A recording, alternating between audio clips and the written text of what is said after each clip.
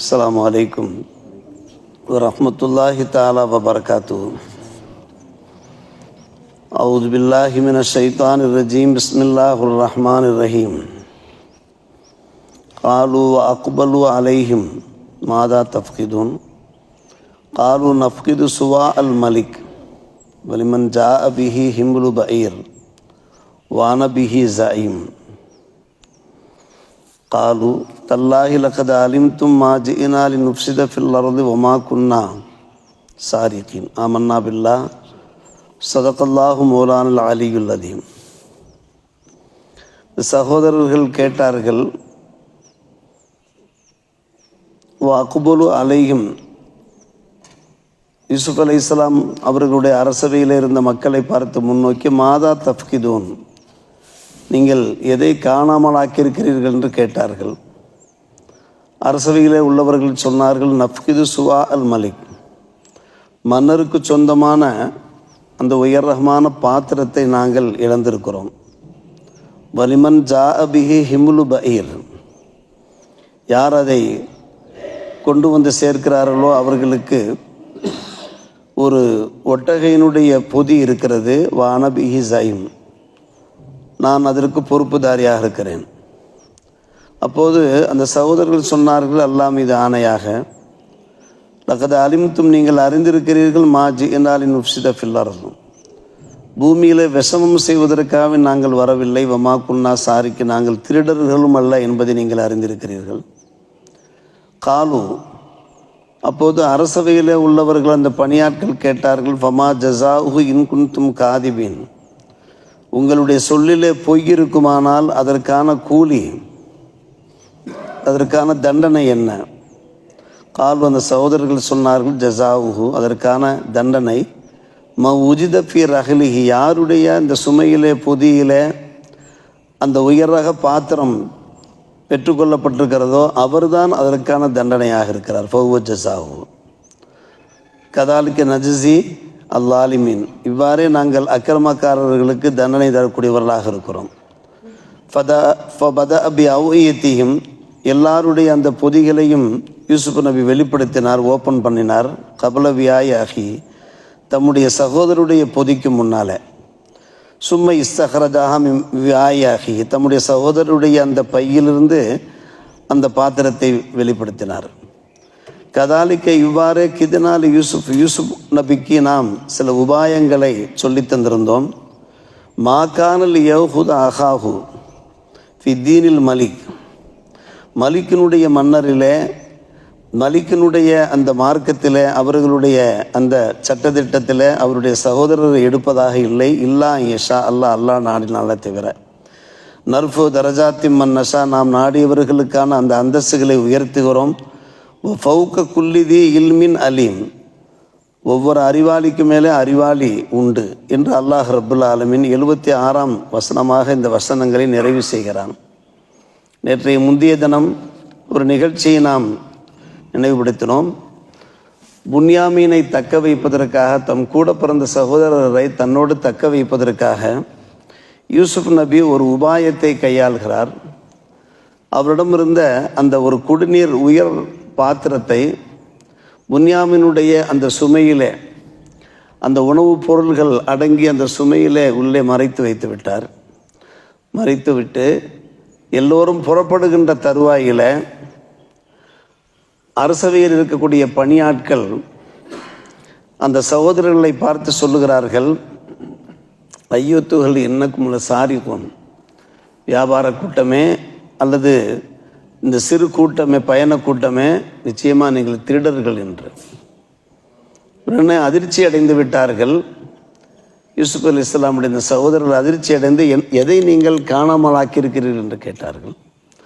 அப்போது அவர்கள் பணியாட்கள் சொன்னார்கள், எங்கள் மன்னருக்கான அந்த உயர்ந்த அந்த பாத்திரத்தை நாங்கள் காணாமல் ஆக்கியிருக்கிறோம் என்று சொன்னார்கள். உடனே இவர்கள் சொன்னார்கள், உங்களுக்கு நன்கு தெரியும், பூமியிலே குழப்பம் செய்யக்கூடியவர்களாக நாங்கள் இல்லை, நாங்கள் திருடர்களும் இல்லை என்று உங்களுக்கு தெரியும்.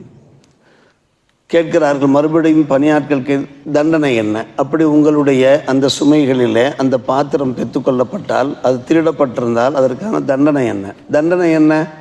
யாருடைய சுமையில் அந்த பொருள் பெற்றுக்கொள்ளப்பட்டிருக்கிறதோ அவர்தான் அதற்கு தண்டனை. அவரை பிடித்து வைத்து கொள்ள வேண்டியதுதான், அடிமையாக்கி கொள்ள வேண்டியதுதான்.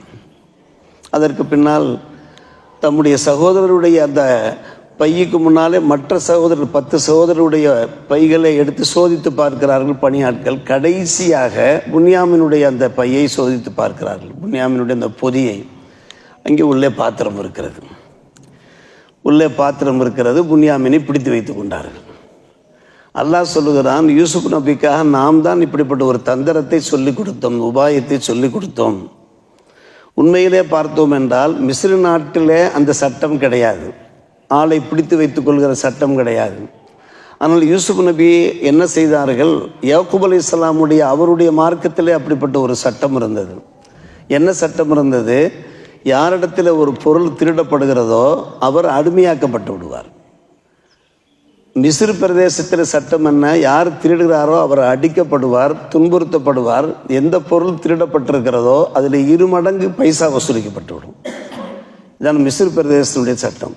ஆனால் மிஸ்ர் பிரதேசத்தினுடைய அந்த சட்டத்தை கையாளாமல் யாக்கூப் அலைஹிஸ்ஸலாம் அவர்களுடைய அந்த சரியத்தில் என்ன சட்டம் இருந்ததோ, அந்நியர்கள் சட்டம், மிஸ்ர் நாட்டுக்கு அந்நியர்கள், அந்த சட்டத்தை யூசுப் நபி கேட்டு அந்த சட்டத்தை அமுல்படுத்துகிறார்கள். காரணம், புன்யாமினை தக்க வைத்துக்கொள்ள, தம்முடைய சகோதரரை தக்க வைத்துக்கொள்ள. அதே அல்லாஹ் ரப்புல் ஆலமீன் மாகானல் யஹூத அஹாஃபி தீனில் மலிக் இல்லா யஷா அல்லா, எல்லாவற்றுக்கும் பின்னணியிலே அல்லாஹ்வுடைய நாட்டம் இருக்கிறது, அல்லாஹ்வுடைய சித்தம் இருக்கிறது. நாட்டம் சித்தம் என்றால் ரெண்டுக்கும் ஒரே பொருள் தான்.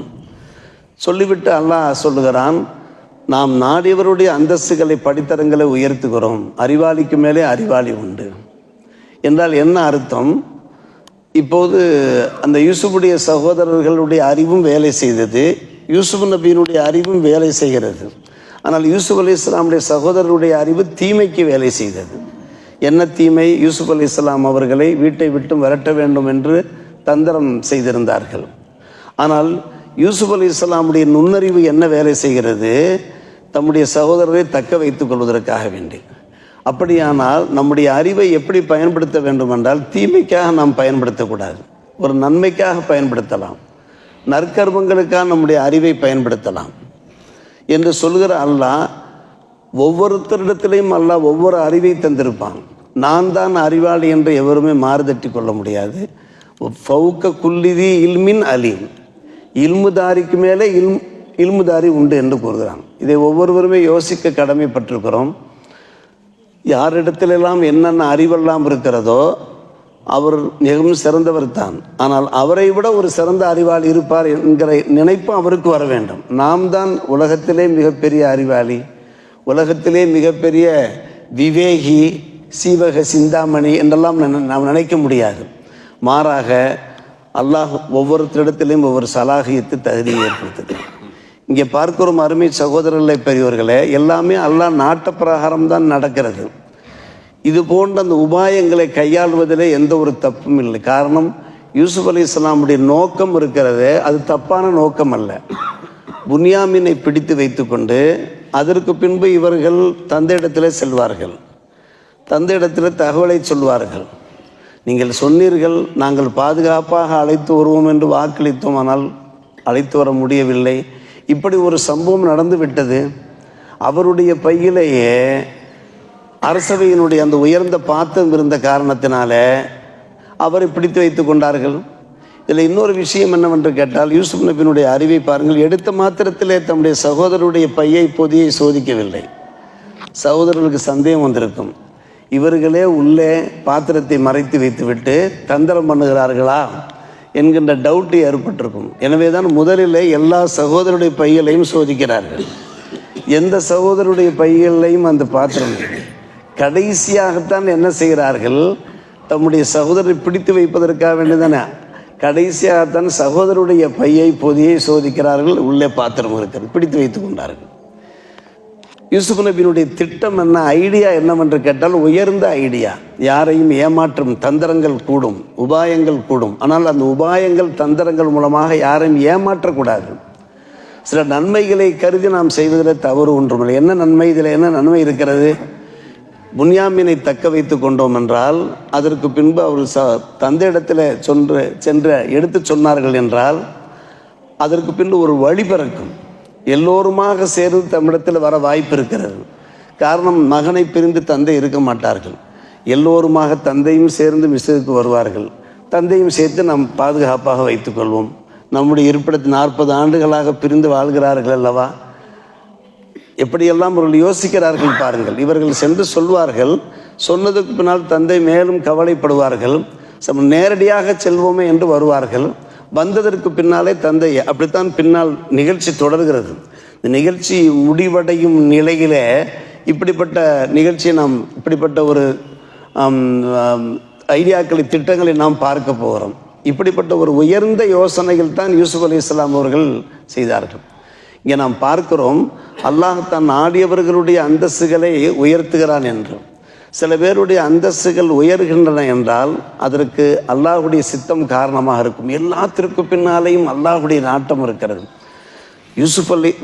மூசா அலைஹிஸ்ஸலாம் அவர்களும் கதிர் அலைஹிஸ்ஸலாத்து வஸ்ஸலாம் ஒரு பயணம் மேற்கொள்கிறார்கள். சூரத்துல் கஹ்ஃபிலே நாம் பலமுறை கேள்விப்பட்டிருக்கிறோம்.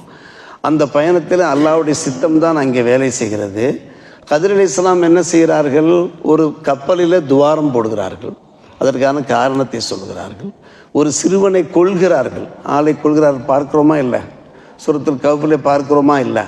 இதுவும் அல்லாஹ்வுடைய சித்த பிரகாரம் தான் நடந்தது, அவனுடைய நாட்ட பிரகாரம். இதில் எப்படி அல்லாஹ்வுடைய நாட்டம் இருக்கிறதோ அதே போன்று தான் இங்கேயும் அல்லாஹ்வுடைய நாட்டம். மன்னஷா என்கிறான் அல்லாஹ் ரப்பல் ஆலமீன். நாம் நாடியவர்களுடைய அந்தஸ்துகளை நாம் உயர்த்துகிறோம் என்று சொல்கிறான் என்றால் இறைவனுடைய நாட்டம். கதிர் அலைஹிஸ்ஸலாத்து வஸ்ஸலாம் ஏன் அந்த கப்பலில் துவாரம் போட்டார்கள்? நாம் அறிந்திருக்கிறோம். கப்பலை கைப்பற்ற, கப்பலை அபகரிக்கின்ற, களவாடுகின்ற ஒரு மன்னன் இருக்கிறான். எனவே அவனிடமிருந்து அந்த கப்பலை காப்பாற்ற வேண்டும். அதில் ஒரு துவாரம் இட்டு ஒரு குறையை ஏற்படுத்தினால் குறைவுள்ள கப்பலை அவன் கைப்பற்ற மாட்டான் என்கிற காரணத்தை நாம் கேள்விப்பட்டிருக்கிறோமா இல்லையா? ஒரு சிறுவனை ஏன் கொன்றார்கள் கதிர் அலைஹிஸ்ஸலாம்? அந்த சிறுவன் மூலமாக பிற்காலத்திலே அவனுடைய பெற்றோர் வழிகட வாய்ப்பு இருக்கிறது. வழிகட்டு போக, நேர் வழியிலிருந்து அவர்கள் திசை மாறி போக வாய்ப்பு இருக்கிறது. எனவே இந்த சிறுவன் இருப்பதை விட இல்லாமல் இருப்பது மேல் என்கிற முறையில் அதற்கான காரணங்கள் சூரத்துல் கஹ்ஃபில் விவரிக்கப்பட்டிருப்பதை நாம் பார்க்கிறோம். அதே போன்றுதான் அன்பான பெருமக்களே, இங்கே இப்படிப்பட்ட ஒரு சம்பவம் நடைபெறுகிறது என்றால் ஒரு திருட்டு பட்டம் சூட்ட வேண்டும் என்பது நோக்கம் அல்ல. யூசுப் அலைஹிஸ்ஸலாமுடைய நோக்கம் ஒரு திருட்டு பட்டம் தம்முடைய சகோதரர்கள் மீது சூட்ட வேண்டும் என்பது நோக்கம் அல்ல. மாறாக யாருடைய பையில அந்த பொருள் உயர்ந்த பாத்திரம் இருக்கிறதோ அந்த சகோதரரை தம்மிடத்தில் வைத்து ஆதரித்து அரவணைத்து அன்பு செலுத்தி அதற்கு பின்னால் அவர் மூலமாக தம்முடைய தந்தையும் ஏனைய சகோதரர்களையும் மிஸ்ர் பிரதேசத்திற்கு வரவழைத்து தம்மோடு சேர்த்து வைத்து கொள்ள வேண்டும் என்கின்ற ஒரு அற்புதமான ஒரு யோசனையோடு இந்த சம்பவம் நடைபெறுவதை நாம் பார்க்கிறோம்.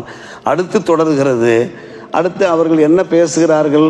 தம்முடைய சகோதரர்கள் பிடித்து வைத்து விட்டால் நம் தந்தையிடத்தில் சென்று எப்படி பதில் சொல்வது என்கின்ற ஒரு கவலையில் ஆழ்ந்து அடுத்து அருமையான வசனம், காலு எஸ்ரிக்கு பக்கத்து சரக்க ஆகும் லகுமின் கபுலு, இவர் திருடியிருந்தால் இவருடைய சகோதரரும் திருடி இருக்கிறார் என்று ஒரு குண்டை தூக்கி சகோதரர் என்று யாரை சொல்கிறார்கள் என்றால் யூசுப் நபியை சொல்கிறார்கள்.